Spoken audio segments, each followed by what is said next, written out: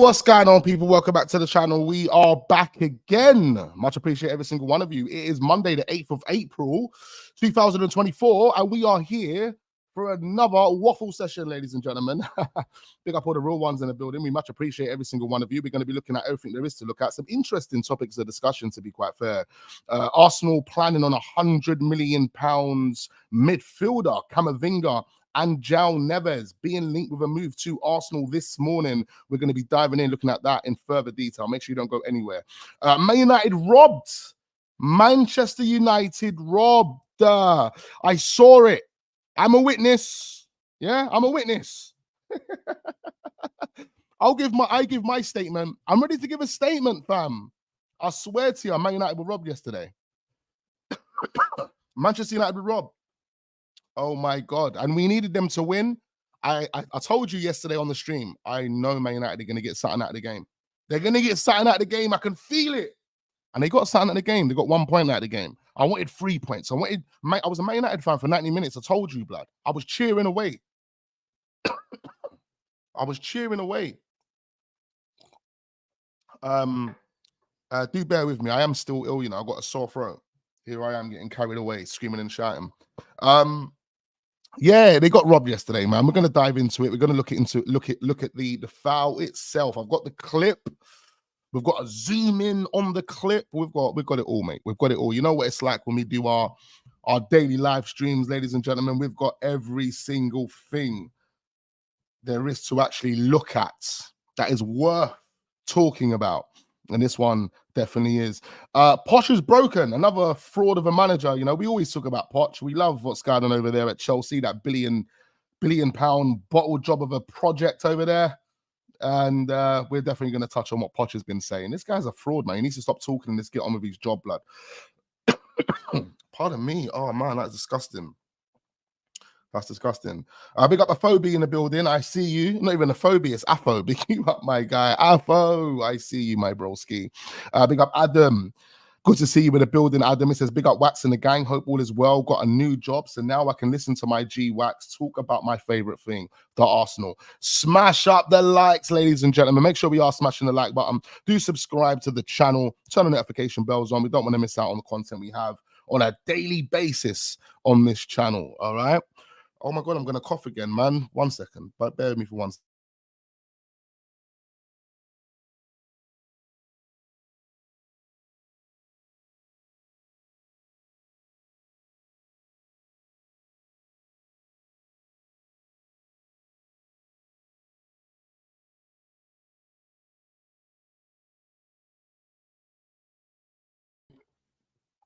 Oh, bro, don't know what's going on, man. Don't know what's going on. I'm ill, blood. I'm ill. Oh man, it's like it's kind of like got worse, calmed down, and then I know that this cough starts kicking in now, blood. Imagine I've got flipping C19 in this bitch. No, I haven't. Definitely haven't got that. Big up Alfie in the building. Big up Hawk in the building. I see you, man. Now, but love and respect to you. He says, big up Wax. Oh, Alfie actually says, big up Wax, the best Arsenal content creator. I think all we need is a striker and midfielder, and then we are set for greatness. Big you up, man. Big up my guy, Lucien. Big up Just Ads. Big up Raymond. Big up all the guys that are joining. But let's start. Sorry, man. Sorry about that little interference there, man. Totally ruined the stream. Literally 5 minutes in. 5 minutes in. Let's move on to... let's talk about Manchester United, because this is extremely interesting. Extremely interesting. Yesterday, we were sitting there. We were Man United fans for 90 minutes. And, I mean, it was an interesting game, you know. Man United were poor. And, they, you know, even Klopp said it after the game. If Manchester United play like that when they play Arsenal, Arsenal will definitely batter them, definitely beat them. But, yeah, they were poor, but they got something out of the game. And I had a feeling yesterday when we done our stream that they were going to get something out of the game. Whether it was a point, whether it was the 3 points, I just felt like they were going to get something out of the game, and here we are. However, they were bumps. They were robbed. And I know a lot of people agree. I've seen it in the chat. People saying, yeah, they definitely were robbed, you know. And, you know, it was, you know, the incompetence from these refs. You know, VAR wasn't even looked at. Nothing. It was embarrassing, man. And these men are always going to make incompetent decisions. I don't know why these men didn't make a fuss. Wan-Bissaka didn't say anything. Wan-Bissaka didn't make a fuss of it. He just kind of allowed it. And this is a thing in football, you know, when you don't make a fuss of anything, you don't kind of encourage the ref to actually look into it further. I mean, I remember I used to be called out for this as a player, you know, like being fouled, knowing it's a foul, but not saying anything about it, just getting up and expecting the right decision to be made. You know what I mean? And it's and that's not never the case. Always cause a fuss, blood. Always, but bro, because you didn't foul him, bro. And come on, man. Anyway, let's look at the video of this. Let's look at the video of this. Yeah.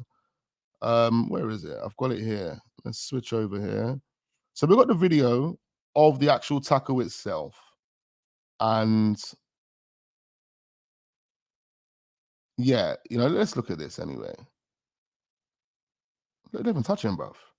He's nowhere near him. Look, the tackle goes in. The tackle has been committed. He commits the tackle.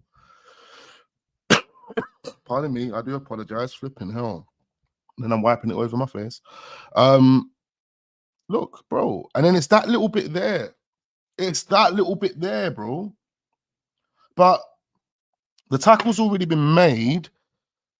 And I think like yeah, I just don't think, you know, you would claim this to be a penalty at this moment in time. I think the tackle's been made. The guy's more or less won the ball in a sense, and there's been a light bit of contact once the tackle's been completed. Like the tackle is complete, if anything, at this moment in time, blood. Obviously, man feels that little touch of his thigh because his foot is more or less near his fucking balls, pause. Yeah. He feels that touch and goes down. Let's just pull it for one more second.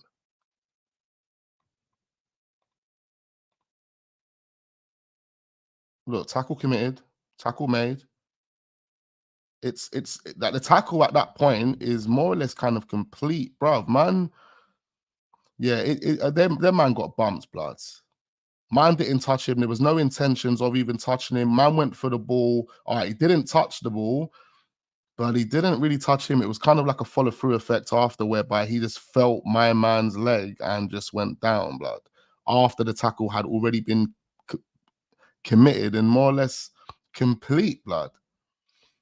But yeah, their man was savagely, you know, bumped yesterday, and they didn't make a fuss. They didn't look into it. I would have been making so many complaints, blood, especially if I was Wan-Bissaka, bro.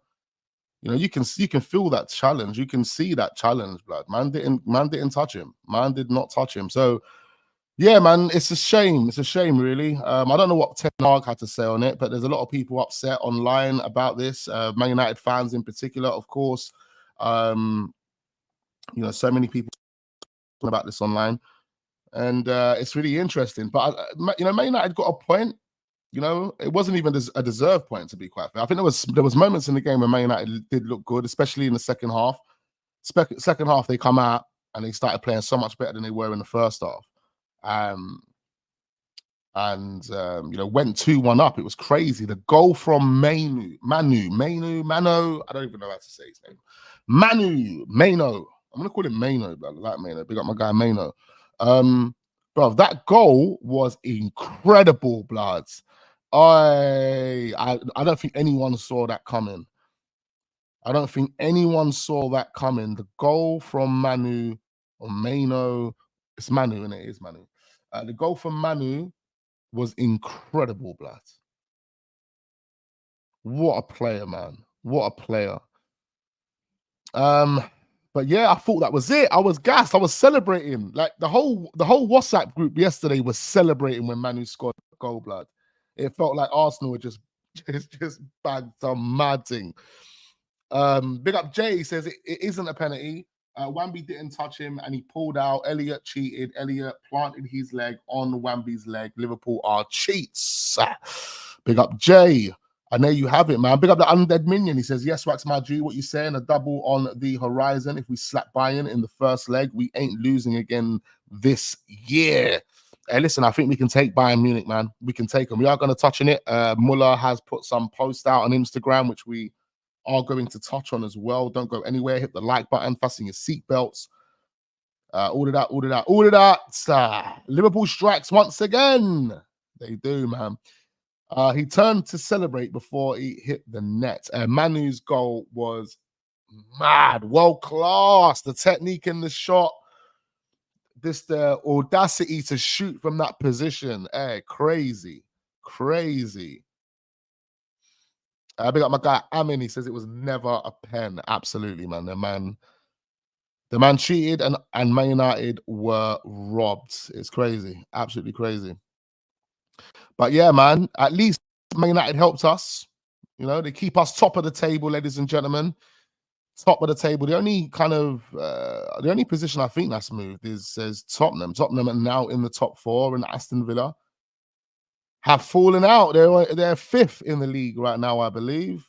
Unfortunately for them. And it's starting to look like Unai Emery is one of those bottle guys, isn't he? It's got to that time of the season, and exactly what he's done with Arsenal, he's doing with Aston Villa. Starts bottling it near the end when it's all on the line. But yeah, anyway, crazy. Let's move on. There's talks about Everton selling Dominic Calvert-Lewin for £40 million in the summer. They can keep him. No one's going to pay that stupid amount of money for him. Let's be totally honest. The Saudi Pro Leagues are readying an initial move for Liverpool's Mo Salah. He's definitely going to be leaving Liverpool following Klopp's exit. Manchester City wants to renew Rodri's contract. They're in talks at this moment in time to renew Rodri's contract. They want to keep him at the club for a further 4 years. Pretty interesting. Atletico Madrid interested in Fulham midfielder Pereira. You know, players are going to be moving this summer, man. We're going to see a number of different players come and go into the Premier League, leave the Premier League. A left back that Arsenal have been linked with is Gutierrez. Miguel Gutierrez plays for Girona. Is heavily being linked with a move to Manchester United this morning. You know, he's a good left back. I mean, Girona's done extremely well. Liverpool will meet with Rio Costa. Big him up. He was a bad boy player. They will meet next week with Raul Costa, the agent of Ruben Amorim, and they will try and reach an agreement on personal terms. Ruben Amorim wants to join Liverpool. It does look like Liverpool will sort out their manager situation over these next coming days or weeks. Amorim was actually asked by the media in Portugal whether he will be the Sporting Lisbon manager next season. He basically said he can't answer that question. He said he can't guarantee it, blood. He can't give the same answer as Xabi Alonso. That's basically what his response was. Xabi Alonso, as we do know, has committed. He's committed to at least one more season at Bayern Leverkusen, and they've done that publicly. But Amorim is basically saying he can't do that because clearly he's moving to Liverpool. This will be the new Liverpool manager. I think the betting companies are going to start making him, you know, the favourite. And according to the latest reports, it does look like Liverpool are going to make this one happen. Wax, also, did you see the foul on Eze in the box for Man City? It was a clear pen, but the ref gave nothing. There probably is some sort of agenda. You know, that's what's probably going to be cooked up in the next couple of days, the next couple of weeks, depending on how these decisions go. And if these decisions keep going for Man United and Liverpool, Man City and Liverpool in their games, then there could be a narrative pushed about there being an agenda and they're trying to keep Liverpool and Man City in the race to ensure that Arsenal don't win the league. Now, I know that could be the maddest conspiracy theory out there, but you never know. I mean, that could be the case, blood. They were doing it back in the day, blood. Don't make me go into the archives and start bringing up the real history of what these refs were doing to Arsenal back in the day and what they were doing for Manchester United back in the day. Yeah? We can start spitting some real facts. Yeah, these refs are dirty. These refs are dirty, bro. And I swear to God, when you think about it, there's never needed to be an agenda for Arsenal over the past 20 years because Arsenal have never been in the conversation, really. 1 year in that 20 years, in 2016, Arsenal were in the conversation. So there's never needed to be an agenda from the rest perspective. You know, and maybe there is. Maybe there is. Because there has been. Pardon me, sorry. Oh, it's hurting my neck now, man. There has been. You go back to 2004, you go back to 2003, you go back to 2002, you go back to 2001, you go back to 2005, you go back to even 1999. There was agendas at play, bro. Referees didn't like Arsenal, bro. Man was getting clamped. No one's getting red carded. No one's getting yellow carded. Yeah, you were taking man out of the game. You're putting man on injury tables. These guys are staying on the pitch, blood. Yeah, we've got to play our bench man now. You know, and all things like that. You know, I remember that time when Robin van Persie had a shot, and it was just like as the referee blew the whistle, man got a yellow card. Blood. What's that about?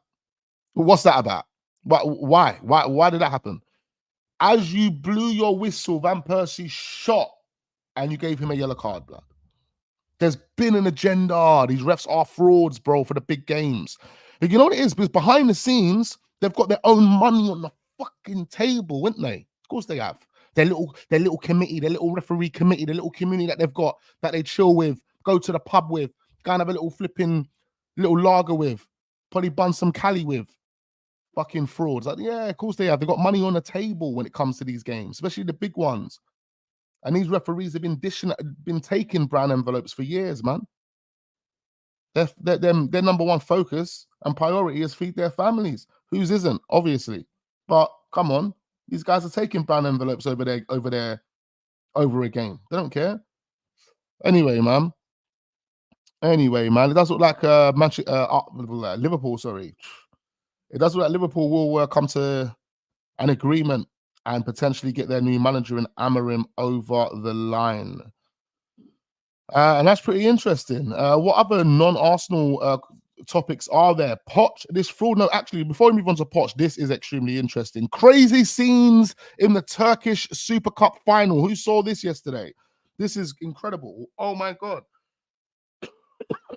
So as we do know, last week or the week before, there was a fight. Fenerbahce players beat up a number of dons, beat up a number of fans. And nothing was done about it. Like, nothing's been done about it. There's no protection been put into place. No reassurances are made to Fenerbahce that this won't happen again.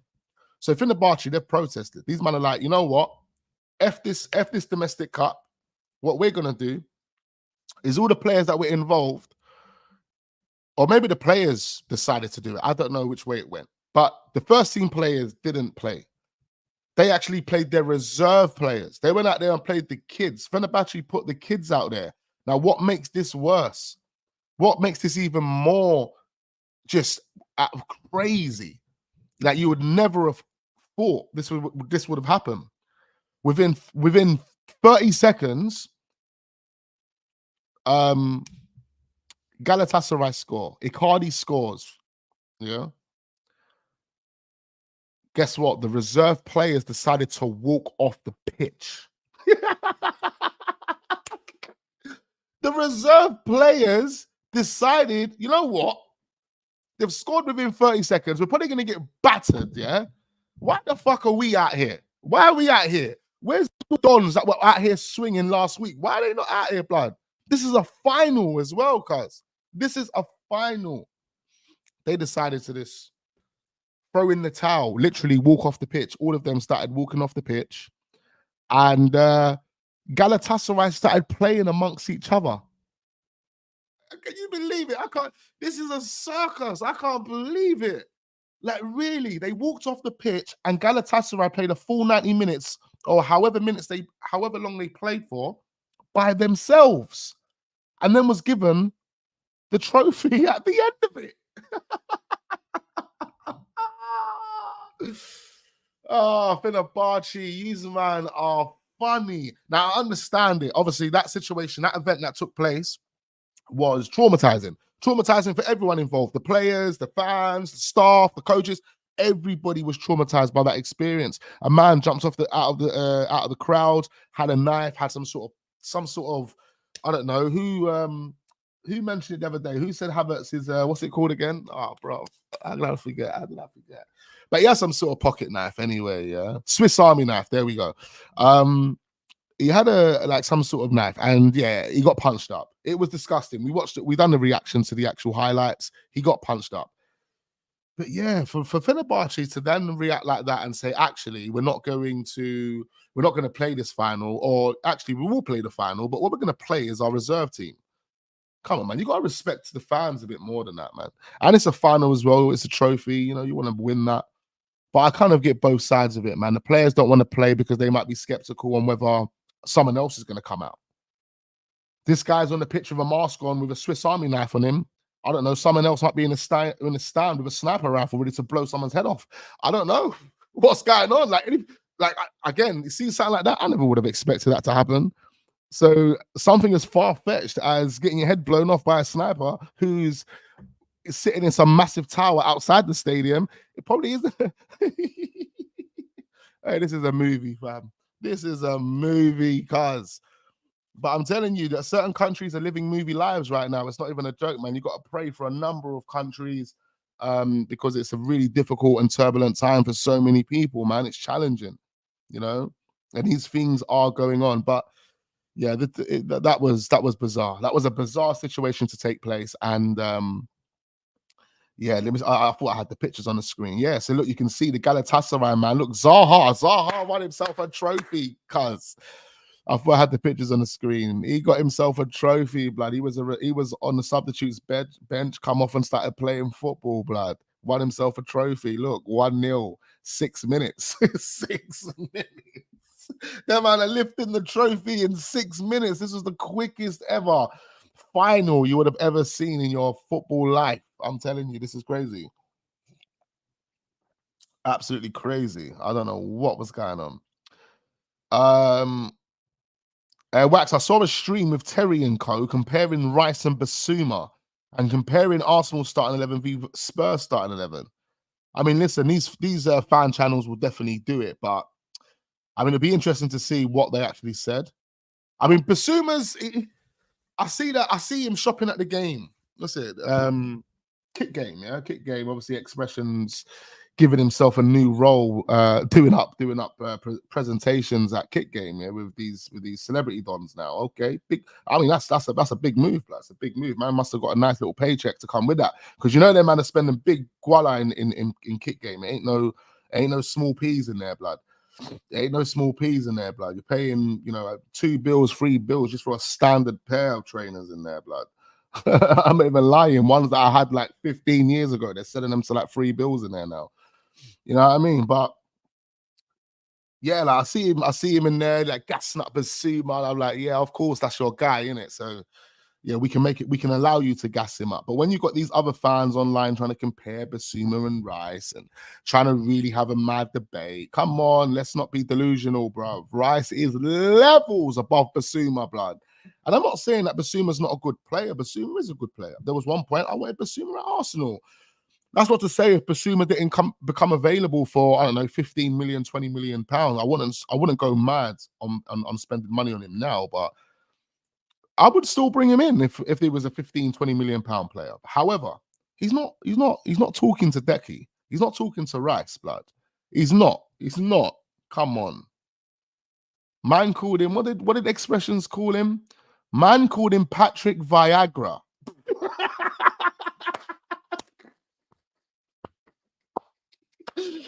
Oh my God, Patrick Viagra. Basuma must have been standing there thinking, what the fuck is this done on? Pardon my language for the under 18s, I do apologize. He must have been thinking, what the hell is going on? Patrick Viagra.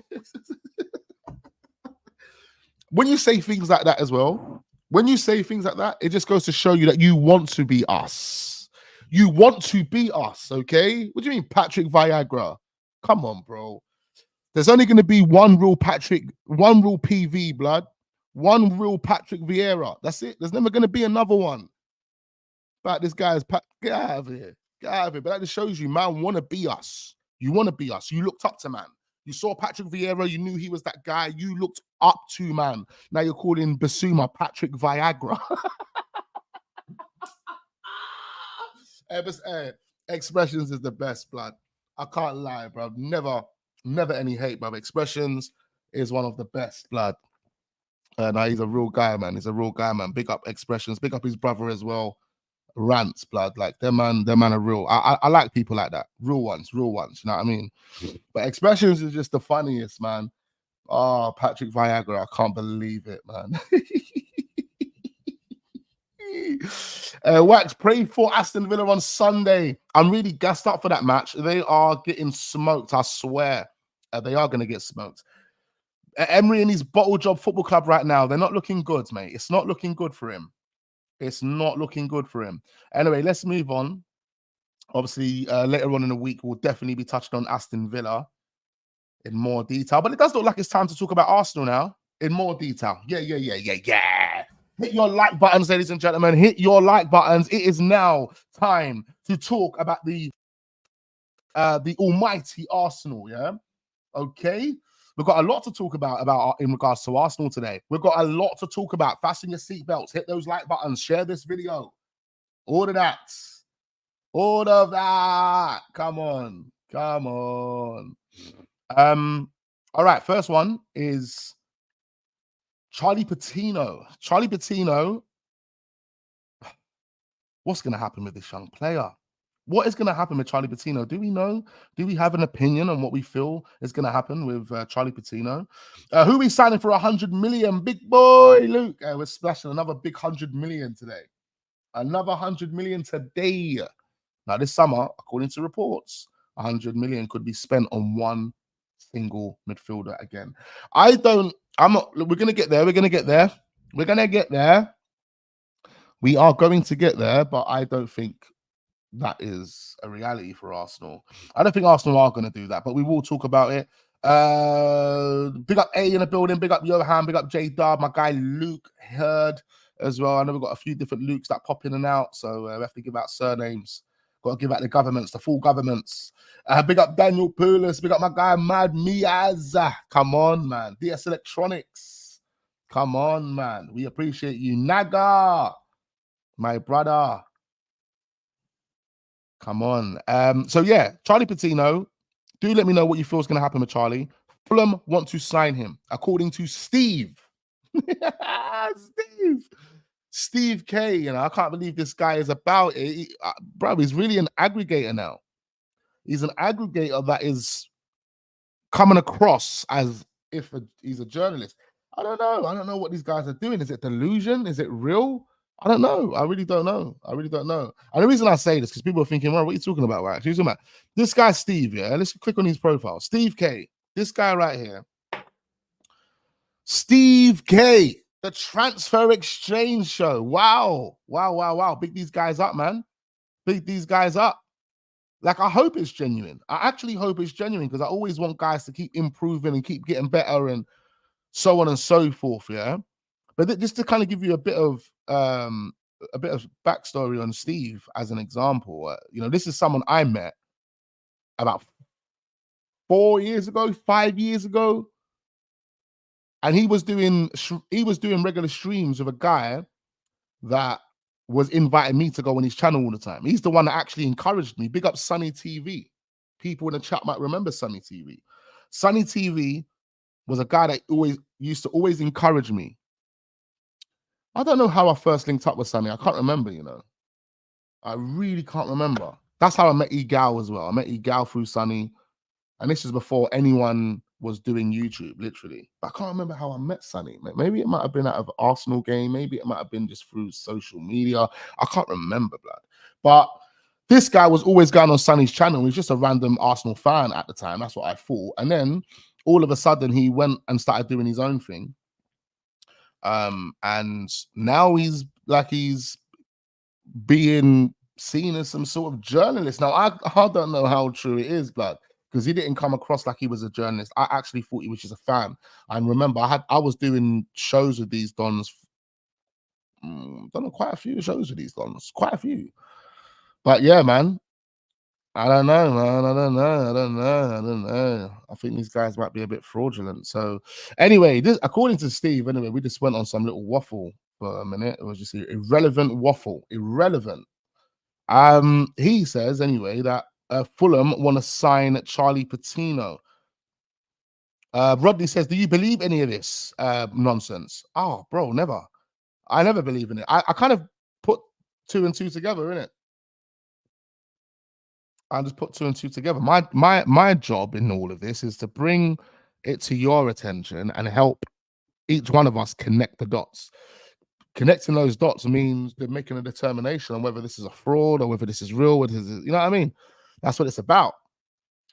That's what it's about. Charlie Patino, anyway, being linked with a move away. Let's see what happens. I do know Charlie Patino wanted out of Arsenal a little while ago.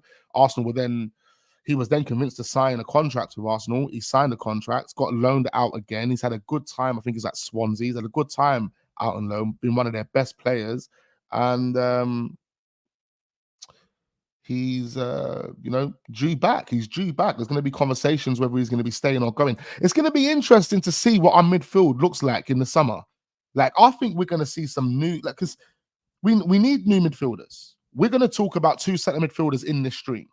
But we know that we've got potential central midfielders there. We've got 2 that we can quickly talk about now. Charlie and Sambi. Sambi and Charlie.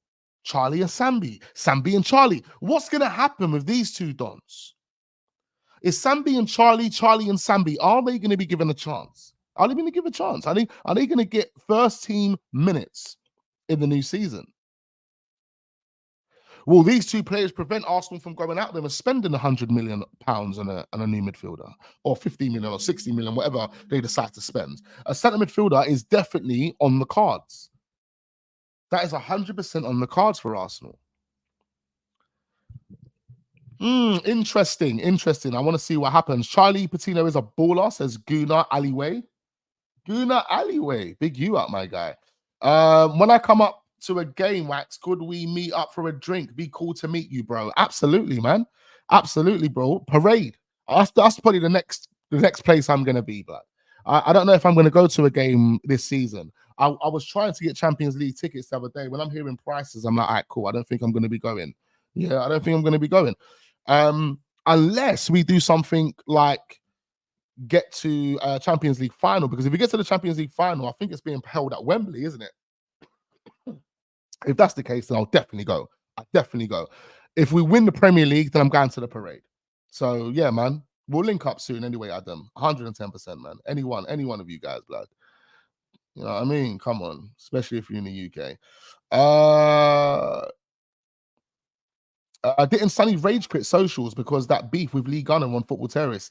Yeah, man. I mean, look, Sonny's a good guy, man. He's a good guy, but he had his own stresses in his own life, and I think it started to come out. It started to come out on online, and it's never a good thing to kind of, you know what I mean? It's because it affects you, man. It affects you. But Sonny was a good guy. Sonny's a good guy. I used to speak to Sonny all the time on the phone. He used to phone me. We used to have long conversations on the phone. He's a really good guy, man. Really good guy. Misunderstood, Sonny. That's probably the best way to put it. It was misunderstood. But definitely one that had standards. Definitely one that would kind of just say it as it is. And, someone that, again, more or less encouraged me and got me on it. On YouTube. That's where it started from. And another thing I can thank Sonny for as well, even people that I met through Sonny, like Claude. Big up Claude, RIP to Claude, because I never would have had Claude on this channel if it wasn't for Sonny. Do you know what I mean? And who else did I meet through Sonny? I met a few people, even Terry. I more or less met Terry through Sonny. That's how that connection would have more or less happened. So yeah, man, big up Sonny anyway, blood. Big up Sonny. Even Kevin Campbell, that's it as well. Kevin Campbell. That's how I met Kevin Campbell. I met Kevin Campbell through Sonny. Sonny was actually doing good things. He actually had Nigel Winterburn on his channel. I remember that. I remember him hollering at me saying, Wax, Nigel Winterburn's coming on the channel. I was like, what? Nigel Winterburn. Man actually got Nigel Winterburn on the channel. However, there was a bit of I think there was a bit of controversy around that. Yeah, I think there was people at Arsenal that tried to say, listen, man, what you doing, bro? I don't know, man. I don't know. But Kevin Campbell hooked that up. And Kevin Campbell, big him up, man. What a legend, man. What a legend. I'm glad to see that he's doing well. We're going to get Kevin Campbell back on the channel as well. But I met Kevin through Sonny. That's how I met Kevin, man. So, yeah.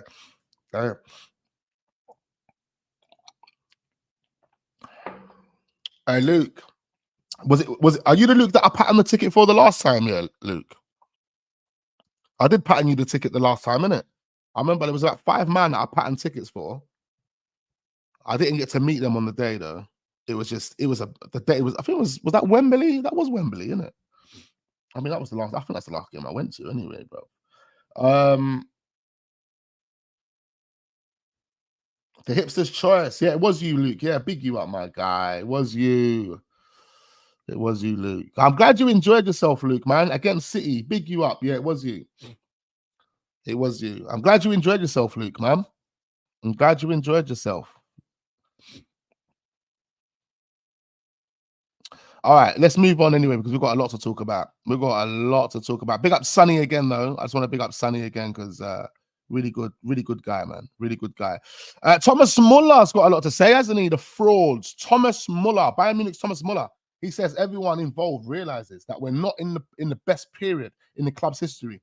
With my many years of experience, I am already in fighting mode for Tuesday against Arsenal at the Emirates Stadium. We can't change this result anyway. It's no good us picking on each other, but the resentment in me is almost looking forward to Tuesday. We'll give it our all on Tuesday. He says that to a reporter via the Mirror. Yeah. But he also has other things that he wants to say, don't ya, Mullah? Mullah Rice. Oh, Mullah and Rice. Is Rice gonna Mullah? Mullah Rice. Is Mullah. Oh, how are we gonna put this? How are we gonna put this? Is Rice? Oh no. Let's not do it. Let's not do it. Let's not do it. But that's going to be an interesting little swing there. Decky Rice is going to put Muller in one of those little plastic things, cover him up, and put him in the fridge. He's getting put in the fridge.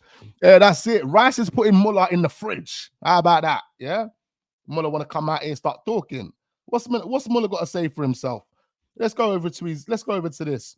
So Thomas Muller on Instagram, he says, we should take this situation as a chance to surprise everyone at the biggest stage against the Gunners. Yeah? Yeah? But Muller feels ancient, blood. I swear to you, this guy feels ancient. He actually says 2 days till we face Arsenal. It's honestly a tough moment for us. After back-to-back defeats in the Bundesliga, our confidence seems to be pretty low. We should take this situation as a chance to surprise everyone at the big stage against the Gunners. It's not the moment to give up. Let's go, boys. Obviously, good bit of encouragement from more or less their leader, the most experienced player in their football club. Lushane says you are muted. I'm not muted. I can't be muted, bro. Your phone is off. Your phone is off. Yeah, you've turned the volume down. Can someone just clarify if I'm muted or not, bloods?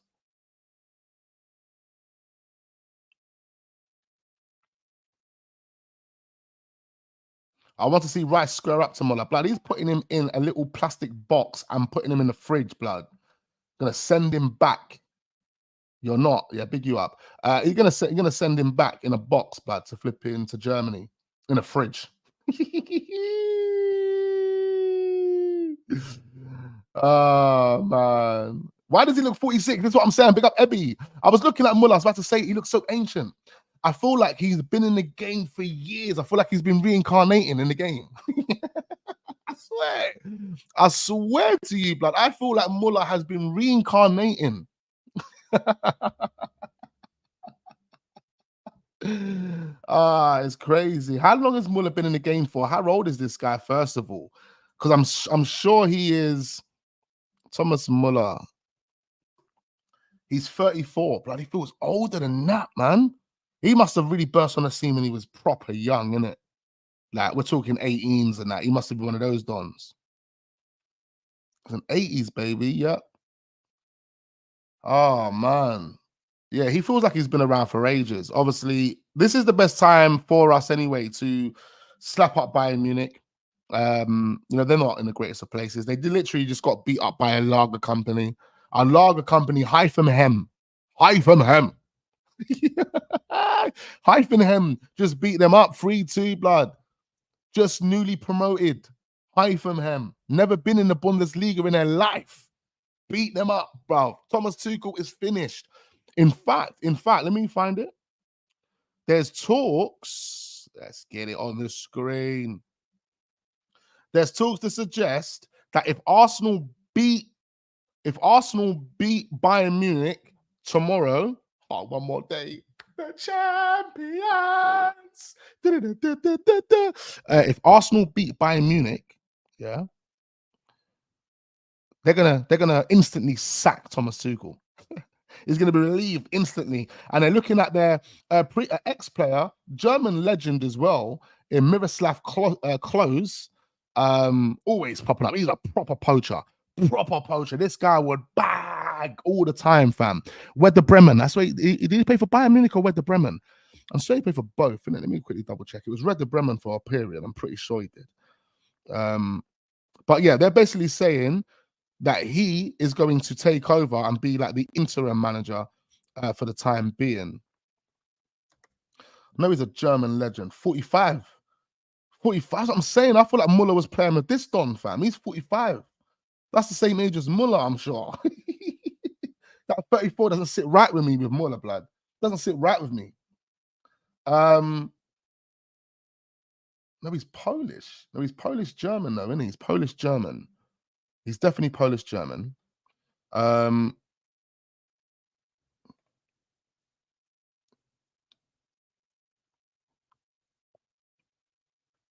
he did play for Bayern Munich. He also played for Werder Bremen as well, isn't it?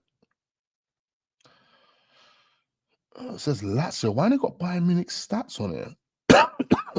Says he's won 2 Bundesliga with Bayern Munich.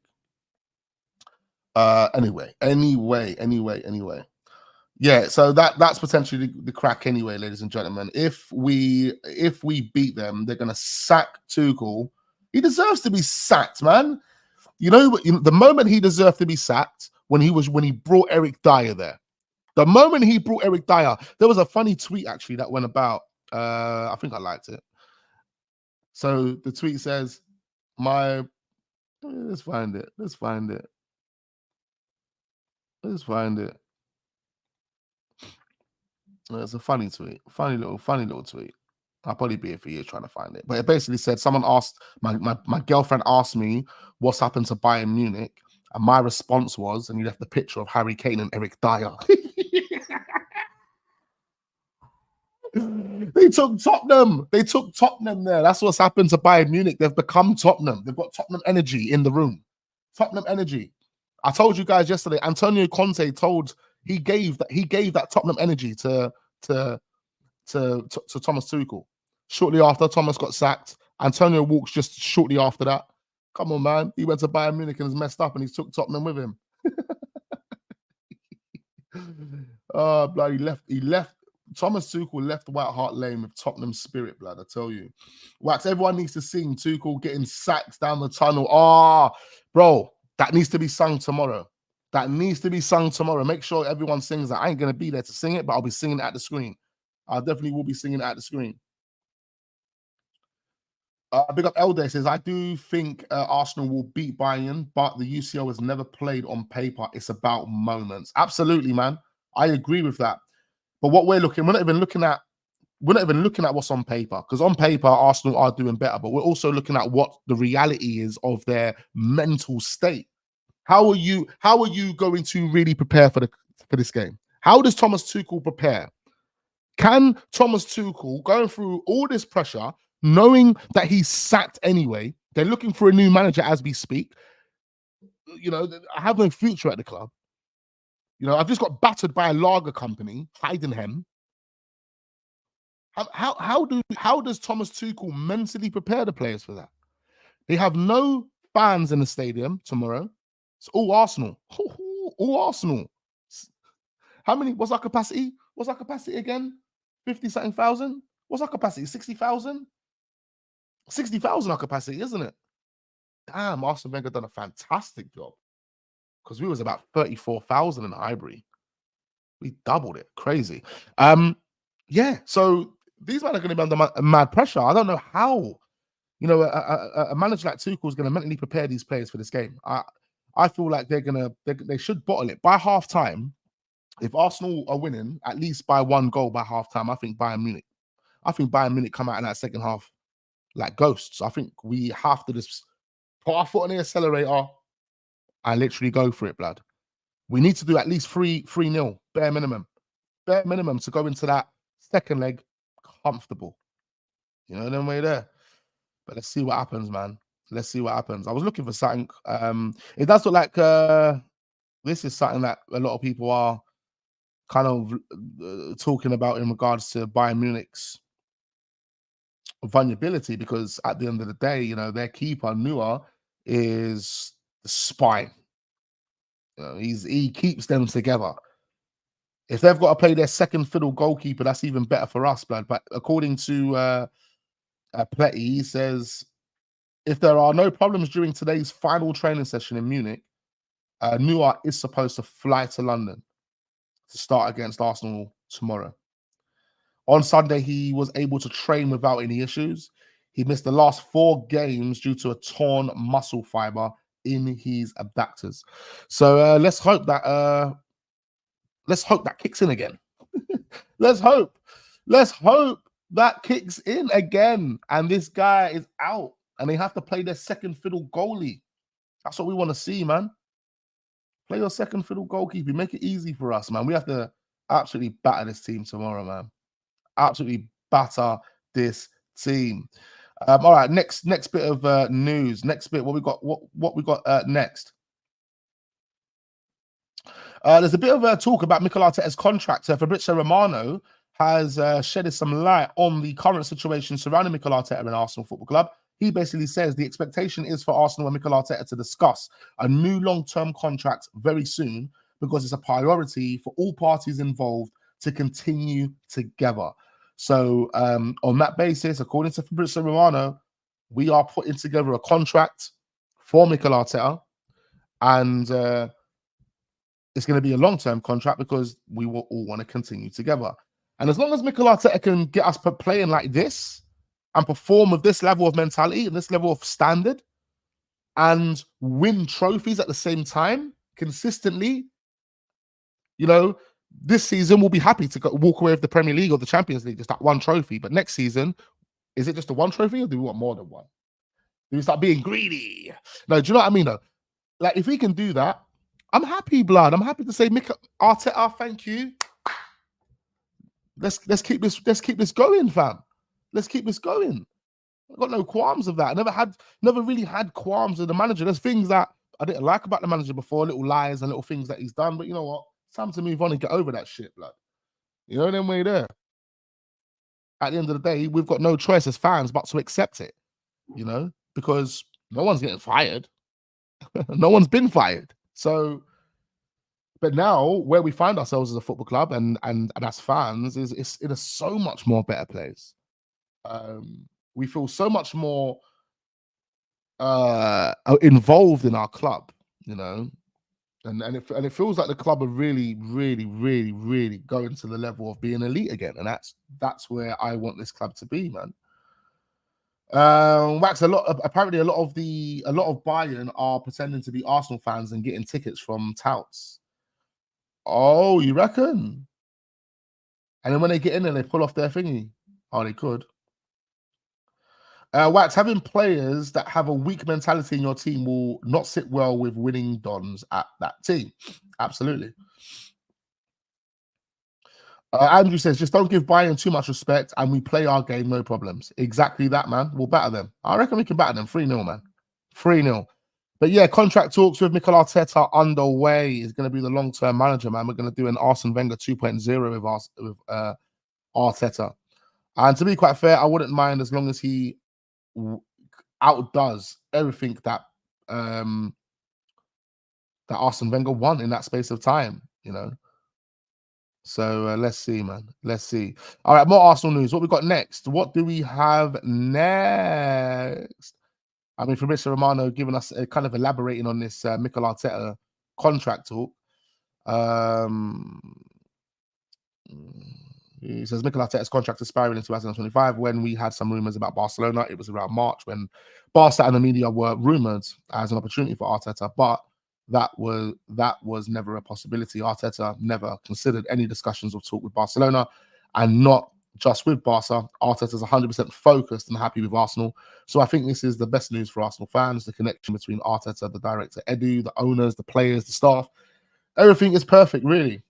This is a wonderful project. All the people that are involved are 100% involved for the present and the future. Arteta is not even discussing with other clubs, was never close or in talks with Barcelona. Full focus on Arsenal, and this is why the expectation is for Arsenal and Arteta to discuss a new long-term contract very soon, because it's a priority for all parties involved to continue together. So yeah, that's basically the full quote from Fabrizio Romano. And as long as Arsenal can continue winning and keep doing what they need to be doing, and that's winning the major honours, I'm all good for that. Hold on, bear me. Let me can't turn off my alarm. Don't go anywhere, ladies and gentlemen. We've got some Martin Odegaard stories. We've got Martin Odegaard waffle. Yeah. We've got some Martin Odegaard waffle. Yeah. Some proper Martin Odegaard waffle, ladies and gentlemen. I think we spoke about this a little while ago. Big up Francis in the building. I see you, my guy. Thank you for joining us this afternoon. Hit that like button, please. Where's the mods? Can any mods let me know where our likes are at? Because I ain't seen no mods today. Alex, I made you a mod recently. Don't see ya. Darth Vader, Static, Carno, Connor. How many mods do we have? Ed. We've got so many mods. I don't see any of them in the building today. That is mad. How can you have like 10 mods and not one of them in the building? Damn. I have to start rethinking this mod situation, eh? I want Martinelli, Trossard, and Saka as our front lineup. I mean, that gives a lot of flair, man. I think we need Jesus in there tomorrow. The reason why I say Jesus is because Jesus, his ability to kind of bring players out of positions, run defenders ragged, the spaces, the movement, the dribbling ability, all of that. I think that really powerful for the mods. Exactly. Luke, let them know, mate. Let them know. You better get in that group chat as well and tell them about themselves, mate. But I think the movement and all of the tenacity, the overall tenacity that you get from a Jesus, yeah, I think that's going to cause problems. That's going to cause problems to Bayern Munich's defense, especially if they've got Eric Dyer at the back. If they've got Upamecano at the back, Bozo, Upamecano, you need Jesus. Now, Trossard's obviously got similar ability, but I think with Trossard, we've got too many guys. We've got too many guys, you know. We've got too many guys. Let's be real now. When you're looking at Trossard, we look at Martinelli, when you're looking at Jesus, these are three players that all have the ability to dribble, beat a man, take players on, create something out of nothing. Oh, man. These defenders tomorrow. Upamecano, you bozo. Yeah, Saliba's going to be there. He's going to show you who the real French number one is, Blats. The French number one centre-back is. You know them way there. That's what's going to happen. And we're just going to rip that defense apart, man. That defense doesn't scare me one bit, blood. The only person, if they play Joshua Kimmich at right back, then I can say, you know what? Martinelli might have a run for his money, or Trossard might have a run for his money. In fact, that would be the best scouting session for us as fans. The best scouting session to really see how Joshua Kimmich goes up against one of the best left backs in the Premier League at the moment. Because when you're looking at Martinelli, Trossard, together they are at the best, one of the best left backs in the left wingers in the Premier League at the moment. You know, even though Martinelli isn't in fire form, Martinelli is not in fire form, but you know, Martinelli's still one of the best left wingers in the Premier League. So it's good to see. It'll be good to see how Joshua Kimmich goes up against one of those players. We can then really thoroughly determine if he's going to be good enough to come in and play for us on a week-to-week basis at Arsenal, because he is being linked. And like I said to you guys yesterday, if we see Arteta and Joshua Kimmich have a hug and a kiss and a cuddle and little whispers in the ear, or you see Joshua Kimmich do that with any of our players, especially with Havertz. Remember, Havertz is the one that's apparently told him to come over to the Arsenal. Then, yeah, man, tomorrow's going to be a good day. It's going to be a good day. But yeah, we've got fraudulent publications telling us that PSG, Real Madrid, and Bayern Munich could make a move for Arsenal's Norwegian captain, Martin Odegaard, in the summer of 2024. Now, look, Martin Odegaard isn't going anywhere, blood. I'm flipping throwing a protest if Arsenal consider selling Martin Odegaard, blood. Are you mad? This is a part of the heartbeat. Honestly, right now, Martin Odegaard is a part of the heartbeat. You can't let him go, bloods. You can't let him go. He is one of the main reasons why blood is pumping through the veins of this Arsenal Football Club right now. You cannot let him go, bloods. Letting Martin Odegaard go. And this guy, Ekram Connor, I think we're going to stop sharing his shit. No, we probably won't anyway, because it's obviously always good content for us anyway, even though we don't believe in it. But you need to stop talking shit, Ekram, man. Sorry for the under 18s. This guy gets on my nerves, man. Gets on my nerves. Trying to link Odegaard to flipping Real Madrid, Bayern Munich, and PSG. This don ain't going anywhere. And if they want to start talking transfers, yeah, firstly, I'll be on the verge of protesting that shit unless you come to me with 115 million at a bare minimum. That would just start the negotiation. I'll be pushing up to 200 million. Sorry for the guys that are dreading. I am ill. I've got a blocked nose and sore throat and all of that, blood. It's mad. It's mad, it's mad, it's mad. What makes me angry with Jesus is that he takes too many touches at some point. Same with Trossard as well. Trossard's like that.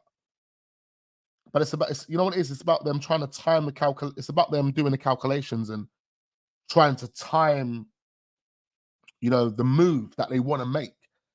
So they want to complete a move. They want to make a move. They know when to make that move, but based on the defender, they might have to take an extra touch.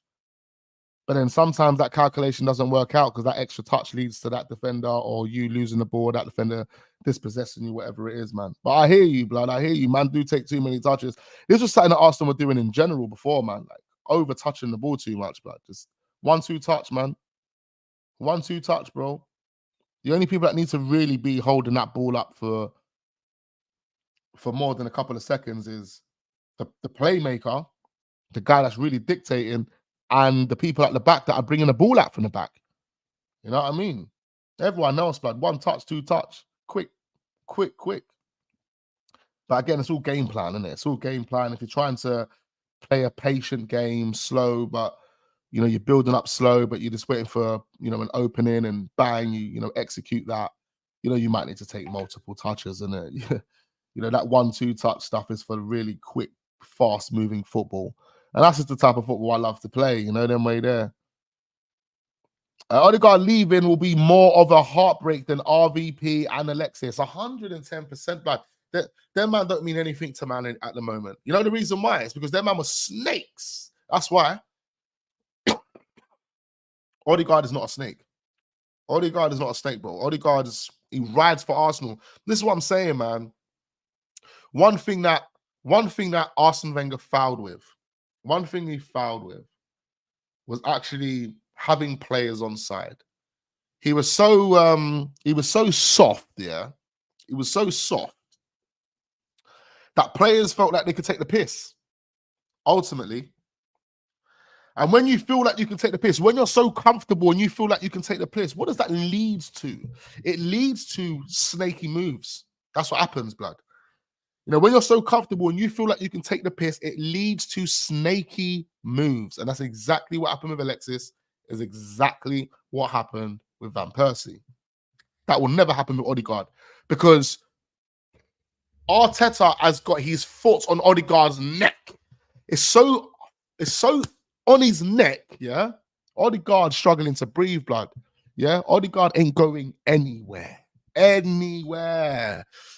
Yeah? Anywhere. The people that are leaving are the people that Arteta wants to leave.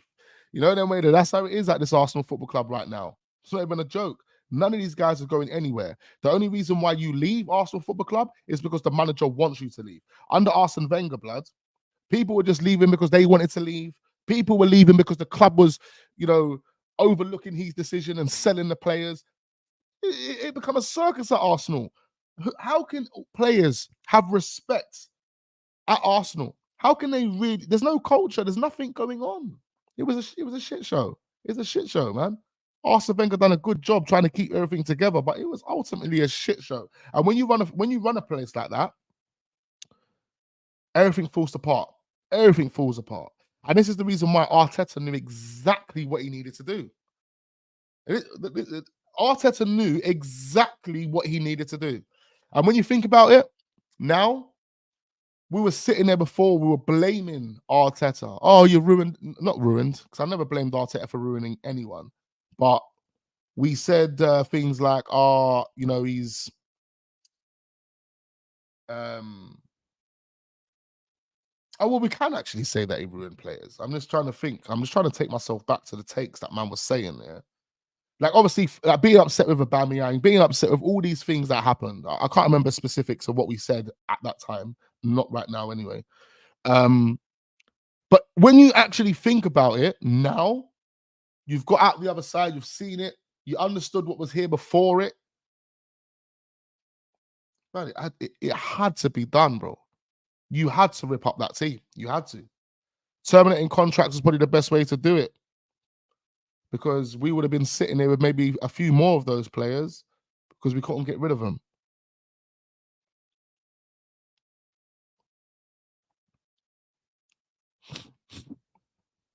But it's like, you think if you want to rebuild a culture, you want to rebuild a whole new environment, then a lot needs to be done, man. And with the way Arsenal was, the characters, the type of personalities that we had in that dressing room,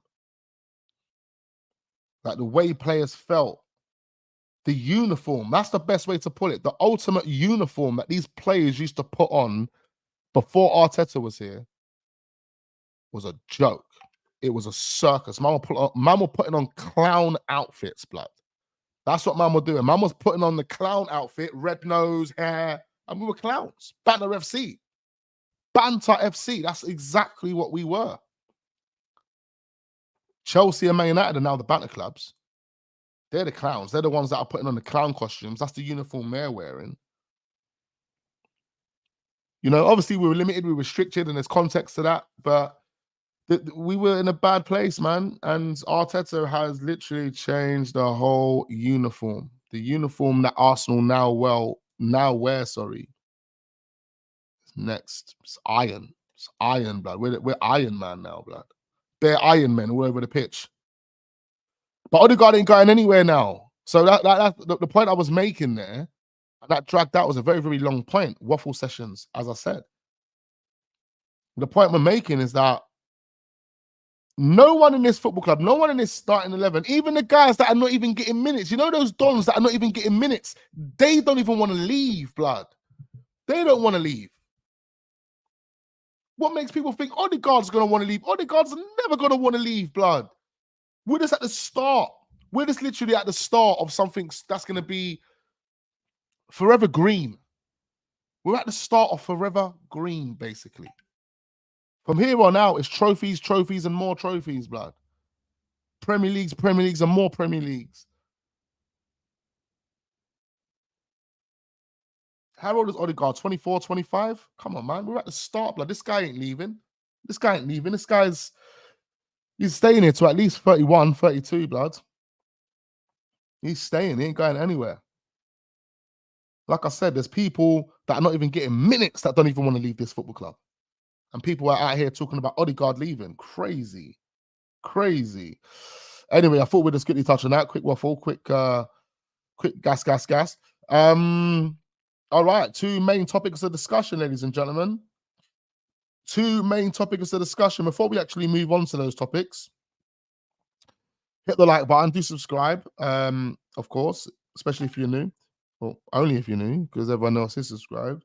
Arsenal are lining up 115k a week offer to lure Bologna striker Joshua Zirkzee to the Emirates next season, according to Court Offside. Now, I'm not too sure about Joshua Zirkzee. He's done very, very well, in fact, but I don't think it's the type of player we need. If we didn't have Kai Havertz, I'd say yeah, but we have Kai Havertz. Do we need Joshua Zirkzee? No. He's a João Felix type player, and I love those type of players. Pause. But do we need him? No, we don't need him. According to the reports, though, Arsenal are lining up 115k a week contracts for this guy. He's got a release clause in his contracts. That's about £40 million. And there's a number of teams that are interested. A number of teams. Another topic, actually, before we move on to the main two topics, is Eddie Nketiah. Eddie Nketiah, there's a potential swap that can take place for Eddie Nketiah and Dewsbury Hall.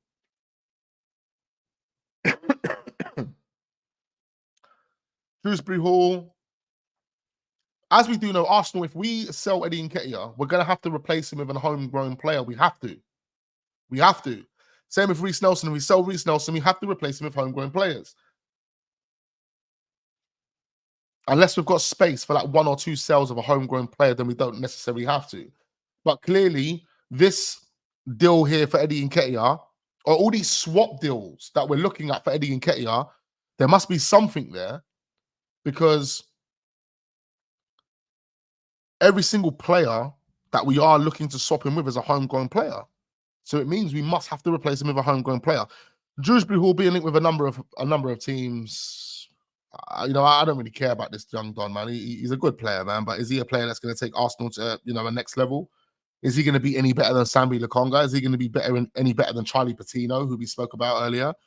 Is he going to be any better than them? I don't know, man. Is there any point? Literally, we're probably just going to do it for the homegrown team. But Eddie Nketiah definitely seems like a player that will be leaving. So I'm looking forward to seeing how that goes. But he probably won't be joining anyone spectacular. I doubt he actually, if he joins a Premier League team, which there will be a chance he will, I doubt he's going to be a first team player for that Premier League team. They will soon realize that he's not as good as people think, and he'll be a bench man, and then he'll be getting loaned out, or he'll find himself in a championship. Like Eddie Nketiah, sorry to say it, but Eddie Nketiah will find himself in the championship playing his football down there. That's where it's going to end up. That's where it's going to end up for him, man.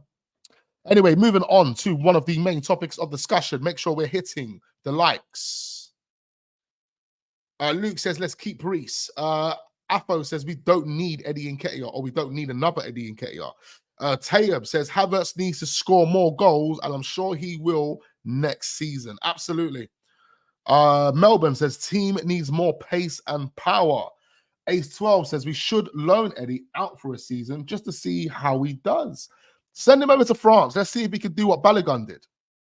People are going to say, oh, but how's Balogun doing now? Balogun, at the moment, he's on, I think, 10 GA in about 24 games or some shit like that. 25 games. And he's been playing on the left-hand side, so to give you some context. But, yeah, but let's see if Eddie can go over there and make it happen. But no. What am I talking about, man? Eddie's 25, blood. Hold on. Let me just clarify. Eddie Nketiah is 25. He's 24. He's 25 in May. Blood, by the time the new season starts, this guy is 25. Get him out the door. We do not need Eddie Nketiah at Arsenal any longer. Get him out. Big up Tech Forward. He's got the right mentality, blood. Right attitude. Get him out the door. See you later, Eddie. See you later. But anyway, we're running a little over here. Meant to be an hour stream, and we're here for hour and 8 minutes so far. Bloody hell, getting carried away. Waffle sessions. Anyway, João Neves, Benfica wonderkid. João Neves has been one of the most sought after prospects, with the likes of Manchester United and Arsenal interested in the £103 million midfielder. But what do the stats say about the 19-year-olds? I don't care about what the stats say. I've done the eye test. The guy looks like a really good player. 19 years old. Now, the money is astronomical. Benfica are going to do it because of Enzo Fernandez. Come on, not me, but Chelsea flipping inflated the prices. And now Benfica are going to be thinking, big money. We've done it again. I mean, we've done it before. We're going to do it again. 100 million for this Don is way too much money, man. Way too much money. But he is a good player. He's definitely someone that can come in and play instantly, in my opinion. And being Portuguese as well, I think it could be an easy one for Arsenal to get done. Maybe Fabio Vieira can jump on the phone to him. Maybe Edu can speak to his Portuguese confidants and make something happen that way. But I agree with some of the points that are being made in the chat right now, because when you actually look at what we really want and what we really need, do we want a wonder kid that's got all of this potential that could probably come in, hit the ground running, or could be a Fabio Vieira and take his time. But we know he's got the quality there, and one day he will come to fruition and make it happen. Or do we go out there and go and get ourselves a ready, put together Champions League playing, experienced, mature, professional central midfielders to come in and partner Declan Rice straight away? Because there's players out there. Now, Yusuf Fofana, and I keep seeing his name in the chat. For Monaco, he has been incredible. And I have to say, you know what? This would be a perfect player to put with Decky. Perfect. Yusuf Fofana can do the box-to-box role extremely well as well. That's the player that you want to put with Decky. But maybe Mikel Arteta's got different plans. Maybe Mikel Arteta's looking at João Neves and these type of players because, you know, he wants something to work on. He wants something to build. He wants a little project that he can work on. Who knows? But he's been in it with Arsenal, 103 million pounds. Manchester United also in the conversation, but I don't understand why. It doesn't make any sense. They will not be able to commit to any 100 million pounds player at this moment in time. The money just will not be there. But then we've got other reports coming out in Spain, ladies and gentlemen. Reports in Spain are claiming that Arsenal are working on a stunning 110 million pound deal to sign Real Madrid midfielder Eduardo Camavinga. Now, they kill it straight away. They kill it straight away, whoever this is. Highly unlikely, they say, but would be the transfer of the summer without a doubt and would elevate Mikel Arteta's side even further. It's a lot of money, man. But I agree. Camavinga is a machine. He is someone that plays.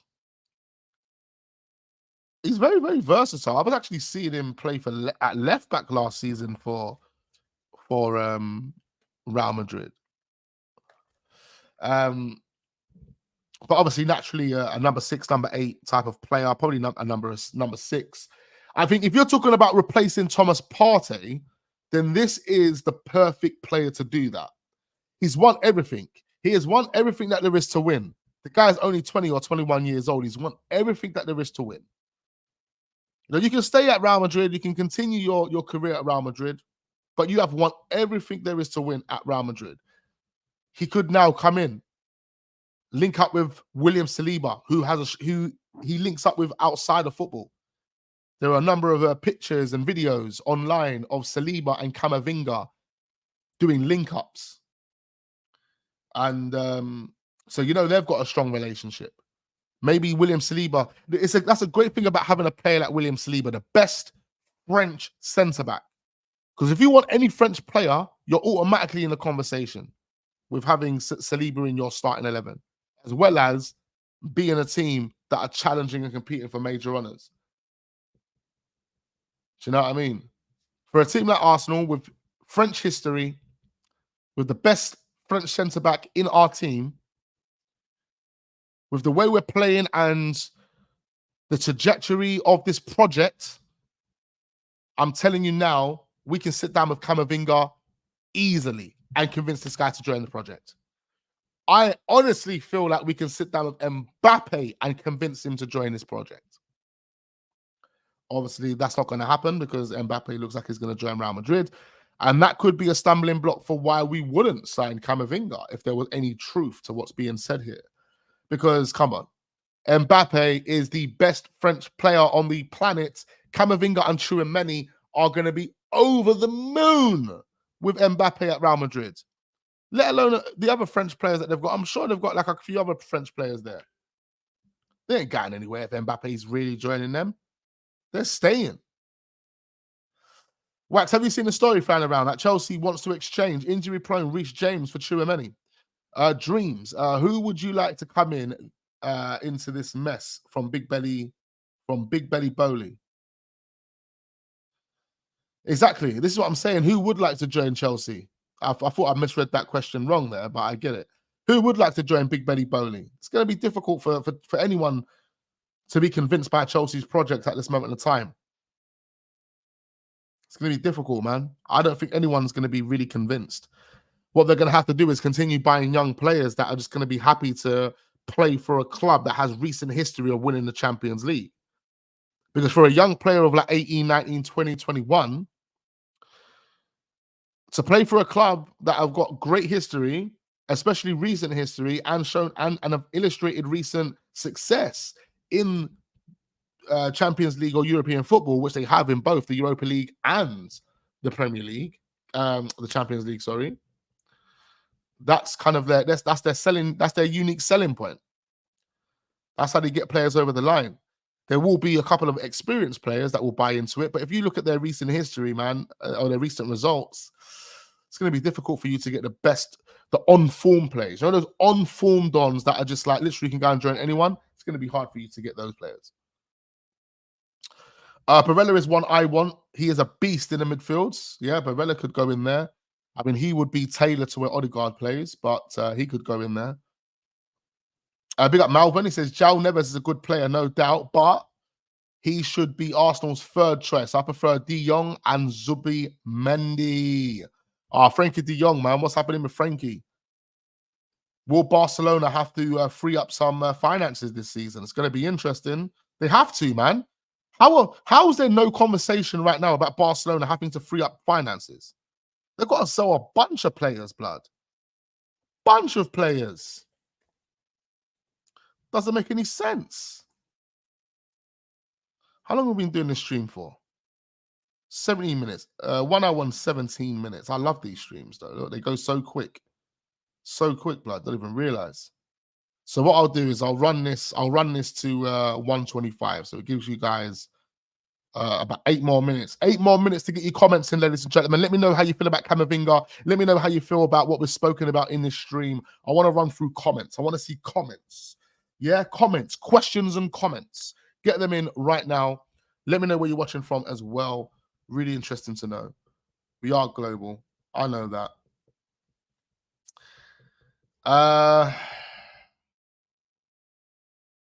Matter think I am nearly 20 and all I've seen is FA Cups. Boy, Luke, I didn't even know you were that young. Luke, big up my guy, Luke, bloods. Yes. So it's the other Luke that's old then. Because we've got another Luke, but I think he's like in his 40s. Yeah, we've got another Luke that's in his 40s. Big you up, Luke. I didn't even know you were that young still. Again, I'm glad that you enjoyed the Community Shield, man.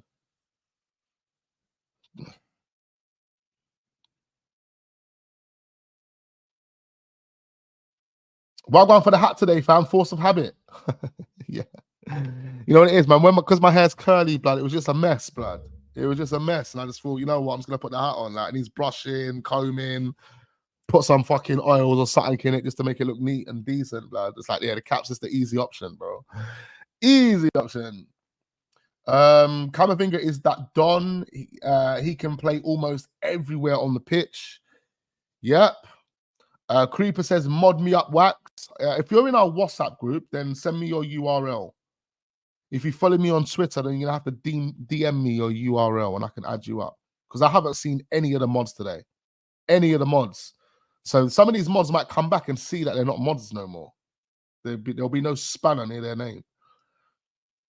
Wax, do you know Haaland's cousin, Albert? He's... Albert! Erling and Albert. Yeah, they done them wrong, man. Albert's old school, blood. How young is this guy? Albert. I didn't know parents are calling their kids Albert. Albert, you know. But there's like, I remember I read what did I read? It was time ago. It's probably about a year ago or 2 years ago. A woman, I can't remember if she was arrested or if she was actually put into I can't forget that. If she was put into a psych ward because she called her son Keith. She called her son Keith. And she got put into a psych ward, blood. or she got arrested. One of the two. I'm sure that happened in the USA. If there's any Americans in the chat, let me know. Because I know some mad stuff happens over there. Man is called Albert. Big him up though. Big up Albert. I'm gonna look him up. Why is his name? Why is his name different? Did he take up a different surname then? Can you imagine getting arrested or put into a psych ward because you called your son Keith? Wait, that's crazy. That is crazy. I don't know what this world's coming to, blood, but it is mental. Listen, I'm trying to find this guy, bro, but I can't find him. How do you spell his name? Oh, TJ.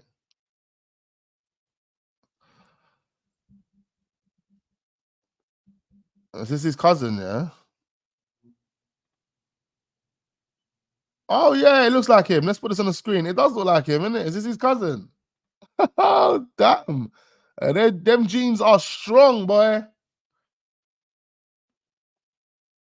Yeah, that's definitely Harlan's cousin, boy. That is definitely Harlan's cousin, isn't it? It is flipping Don. Oh man, I didn't even know these guys. Hey, he's got numbers though. All right, he's got numbers. He plays for Mulder. Okay, is that who he plays for? He ain't got no senior level numbers though, man. Ain't showing me no stats here, blood. And that's definitely Harlan's cousin, boy. Hey. Need more players that can shoot from distance in this too. Shaka had that. Yep. We definitely need a striker that can bag from outside the box. A midfielder that can bag from outside the box, sorry. Stats, man. What, 6 goals in 16 games? Is that all he's done? Is that what you're telling me? I remember there was a stat that I did see of this guy. I'm not gonna lie. I put it about a week or 2 weeks ago. It was crazy. But yeah, man, Haaland's brother or his cousin. It looks more like his brother than his cousin, though. But yeah, man, big him up, though. Big him up. This picture is funny, blood. This is definitely Haaland's cousin, boy. Norwegian men look weird. They look at these guys. Still, their women are cute. That's weird. Big up Adam. Norwegians. I mean, yeah, Martin Odegaard doesn't look weird though. He does look a bit weird though, especially when he smiles. I don't know. I don't know. Yeah, Haaland definitely looks weird, blood. Haaland looks like he come out of a machine. He come out of a machine like he wasn't like he's like you don't know, some sort of test tube one. He's a test tube. Not this. No, that's not the stats that I saw.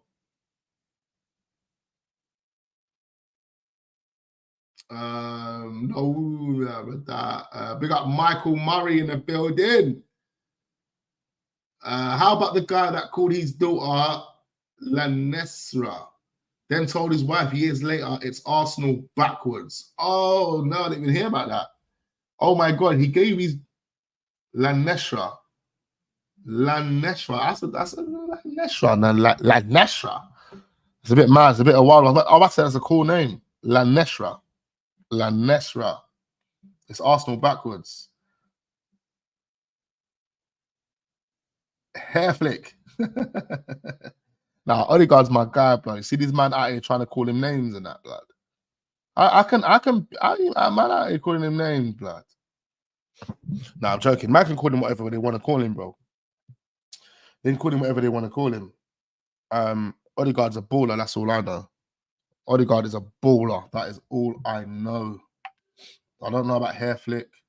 I don't know about any other name. I just know. I know M.O. the baller, blood.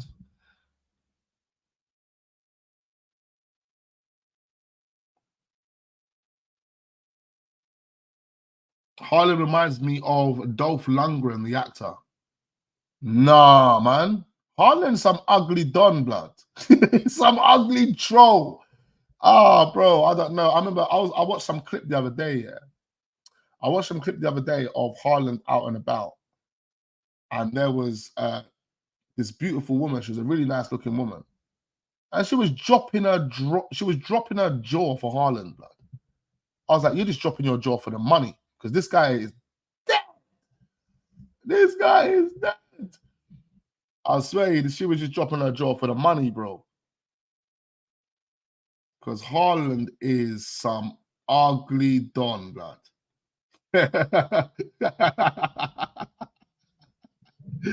Haaland, man. Pause, blood. Bare pauses, multiple pauses. But you know what? I don't give a shit, blood. Man can say that. Fucking ugly don, bro. Hey, what about Hoylands? Nah, big up Hoylands, man. Anyway, big up all the real ones in the building, man. Make sure we hit the like button. Dropping her jaws. Hey, that's what nearly come out of my mouth at first, you know. She was dropping her drawers for Haaland. No, but it was a picture. She see Haaland. It was a clip. He's walking, maybe in Manchester, wherever he's walking, and a nice looking woman. She saw him and she got excited, and her jaw just dropped like, "Oh my God, it's Haaland!" Ah. It's like, get out of here, blood. Most women don't care for your looks. You just need to have some personality. Yeah, for real, man. For real. You need to have personality and the money. If you ain't got no money, blood, then no one's talking to you, blood. And if you ain't got a car, you ain't got a car, no one's chatting to you, blood. That's how the game works. Big up Andrew, big up Natara, big up A9, big up Dastardly in the building. I see you guys. Big up Melbourne. Big up all the real ones in the building, man. I appreciate you. Big up Ace12, big up Michael, big up Adam, big up Jay, big up J Dub as well. We've got a few J's. We've got Just Ads. I think I shouted you out already.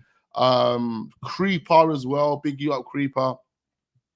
Much appreciate all you guys. Malvin, Lushane, all the people that check this AFO as well. All the people that check us out on a day-to-day basis. We really appreciate you, man. We really appreciate you. We will be back. We are literally done now. We will be back for another one tomorrow. We've got Bayern Munich. I'm looking forward to that. That's going to be exciting for Arsenal. Are we going to get something out of that game? We need to get something out of the game. 3-0 to the Arsenal. 3-0 to the Arsenal. 3-0 for the Arsenal. Big game tomorrow. That's what I'm saying. Yeah, make sure you join us tomorrow, ladies and gentlemen. 11:30 again. And yeah, we'll obviously be talking more about that Bayern Munich game. And then we probably will do a reaction after that game. Yeah, panel reaction. I think I'm going to do a panel reaction after the Bayern Munich game. I will, in fact, do a panel reaction after the Bayern Munich game. So after the game, anyone that wants to join, there will be a link for everyone to click on, and they can join the stream, and we can voice our opinion on that Bayern Munich game. But anyway, make sure we hit that like button on our way out, ladies and gentlemen. It's been a pleasure, and I look forward to seeing you guys on the next one. Peace.